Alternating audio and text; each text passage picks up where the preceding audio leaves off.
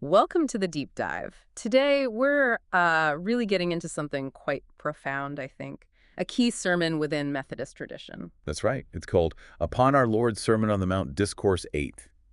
And we're zeroing in on a really potent passage from Matthew chapter 6. Verses 19 to 23 specifically. And this isn't just, dry theology. No, not at all. This sermon digs into the very practicalities of Christian living, especially how Methodists have understood it. It tackles that age-old question, earthly stuff versus heavenly value. And it uses this striking image of the single eye. We'll definitely unpack that. We will. It's a core metaphor.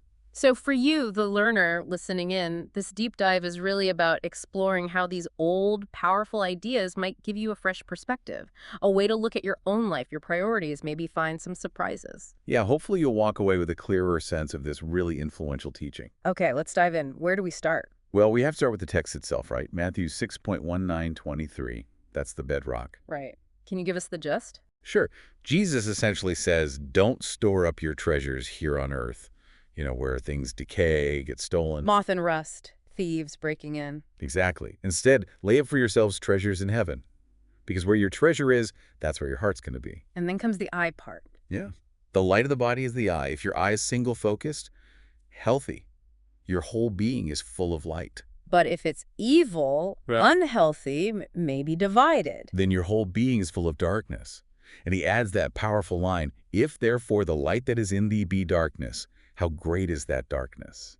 Wow. Okay, so that's the foundation. How does the sermon build on that? Well, one of the first things it does, which I find fascinating, is connect this to everyday life. It says that same purity of intention you need for, say, prayer or giving alms. Right. Doing religious things for the right reasons. That same pure intention is needed in your ordinary work, your job, your business. So no separation between Sunday life and Monday life. Pretty much. The sermon argues that just like vain motives, wanting praise, for example, can spoil a religious act.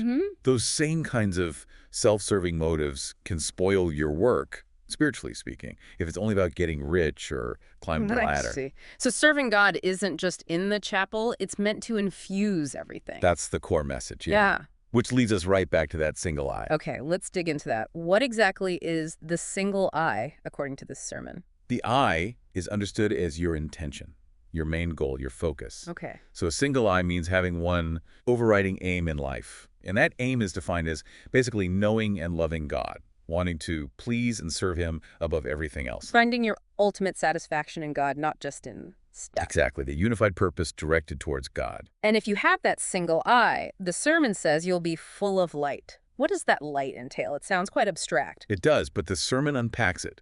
It suggests this light involves, first, real divine knowledge, like an actual understanding of God, not just head knowledge. Okay, genuine insight. Second, holiness, being filled with God's likeness, having the mind of Christ, as Paul puts it, living justly, compassionately. So character transformation. Right. And third, true happiness, not fleeting pleasure, but deep consolation, peace, joy that comes from that connection with God. Wow. Knowledge, holiness, and happiness. That's quite a package. It is. And the sermon adds, kind of based on experience, that when you really seek only God, all those doubts and spiritual shadows tend to fade away.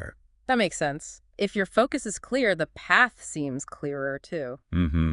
But then, of course, there's the flip side. The evil eye, which, as you said, isn't about curses or anything like that. No. In this context, evil just means any intention that isn't solely focused on God in everything you do. So like a divided intention, wanting God, but also really, really wanting wealth or status just as much or maybe more. Precisely. If your motivation is mixed, if you're primarily driven by personal gain or what others think or worldly success, then your eye isn't single. It's evil, or maybe divided is a better word for us. And the consequence is being full of darkness. What does that look like? Well, it's the mirror image of the light. Ignorance and error about God, spiritual uncertainty, confusion, ungodliness, unrighteousness in your actions, and ultimately a lack of real peace or contentment. You're just never truly satisfied because you're chasing the wrong things. And that line comes back. If, therefore, the light that is in thee be darkness, how great is that darkness? Yeah, the sermon really hammers that home. If your guiding principle itself is flawed, If your intention is off base, then the resulting confusion and spiritual blindness are just immense. It's a serious warning about checking our motives. Okay, this connects directly to the treasure part, doesn't it? Lay not up for yourselves treasures upon earth. Absolutely. The sermon spends a lot of time on this command. How does it approach it? Well, it points out, maybe a little pointedly, that many who call themselves Christians don't seem much different from anyone else when it comes to constantly trying to accumulate more wealth. Ouch. A bit of a challenge there. Definitely. It questions whether the command is truly being followed. But it does draw some important distinctions, right? It's not saying you shouldn't, pay your bills or feed your kids. Oh, absolutely not. The sermon is very clear.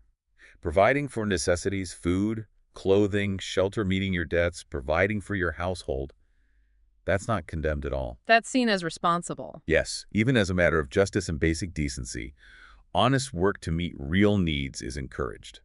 So what is forbidden then? Where is the line? The line is crossed when you designedly try to get more than you need for those reasonable purposes. When the goal becomes accumulating excessive wealth for its own sake, or for luxury far beyond needs. Prioritizing earthly accumulation over everything else. Exactly. That, the sermon argues, is basically a denial of Christ's teaching.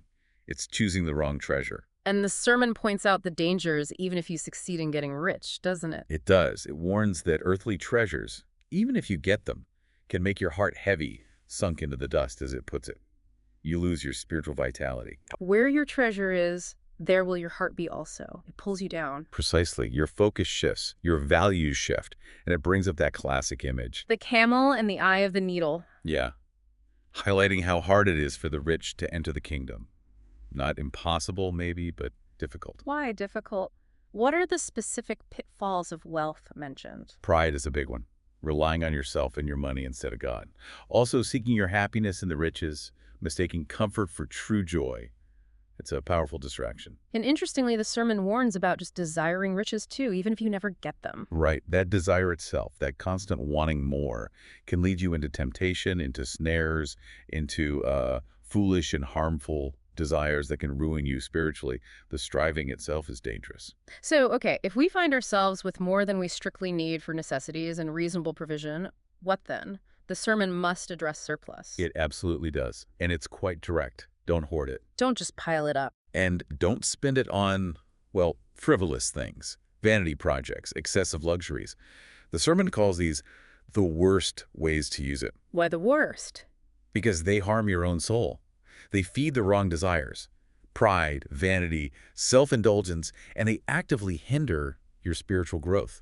They keep your eye from being single. It uses quite a strong analogy, doesn't it? Something about unused hands and eyes. Yes, comparing hoarding wealth when others are in need to someone refusing to use their hands when there's work or their eyes when there's light. It's portrayed as almost inhuman, irrational, madness even. Wow, strong language. It even suggests that rich people who could alleviate suffering but don't might be living under a kind of curse, spiritually speaking, because of the good they're failing to do. So if hoarding and frivolous spending are out, what's the positive command? How do we lay up treasures in heaven? By giving, specifically giving to the poor, helping those in need. Okay. But crucially, doing it with that pure intention, that single eye, seeing it not just as charity, but as lending to the Lord, as serving Christ himself. It quotes the scripture, "Inasmuch as ye did it unto one of the least of these, my brethren, ye have done it unto me." Exactly. That reframes the whole act. It's not just social work, it's a spiritual transaction, an investment in heaven. This links to the idea of stewardship, then, being responsible managers of what God gives us. Precisely. We're seen as stewards. We use what's needed for our own lives, godly living, providing for our family. Necessities and responsibilities we talked about. Right. And then the surplus. A faithful and wise steward uses that to help others, to do good works. That's the expected use of anything extra. Is there a specific message for those who do have significant wealth? Yes, a direct exhortation. Do good habitually. Be merciful. Be rich in good works, not just money. Be ready to distribute, willing to share. Use that wealth to tackle suffering. It's a call to active, ongoing generosity. Very much so. It aligns with that Methodist emphasis on, social holiness, faith demonstrated through action in the world. Now, it's important, I think, to clarify something. With all this talk of good works and giving, is the sermon saying we earn our way to heaven? That's a crucial point. And no, it's not saying that.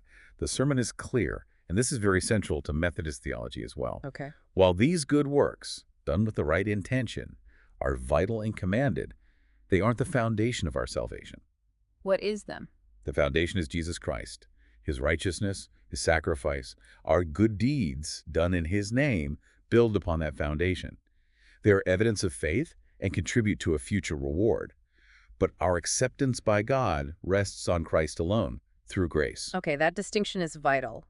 Good works flow from faith. They don't create it or earn salvation. Exactly. It's about living out the implications of the grace we've received. So, wrapping this up then, this sermon is a powerful challenge, isn't it? For you, the learner, it's really asking you to look hard at your motives, your intentions in all parts of life. And to seriously question the cultural obsession with just accumulating more and more material wealth. That single eye focused on God seems to be the key. Directing our lives towards him and using whatever resources we have, especially any surplus, to invest in eternal things. Things like acts of love, generosity, helping others, laying up those heavenly treasures. It really captures that blend of personal devotion and outward action that's characteristic of Methodist faith and practice. Hopefully this deep dive has given you, the learner, some real food for thought, maybe some aha moments about how these centuries-old ideas can still speak so directly to our lives today. Yeah, it's a call for constant self-examination, isn't it? Evaluating our priorities, living intentionally towards God and our neighbors. Absolutely. And here's a final thought to leave you with. If we take seriously the idea that everything we do, our work, our hobbies, how we spend our time and money, if all of it is meant to be an offering to God, how would that actually change things day to day? That's a big question. What treasures are you really prioritizing right now? And what might a shift towards that eternal perspective truly look like in your life? Something to ponder. Definitely something to ponder. Thank you for joining us for this deep dive.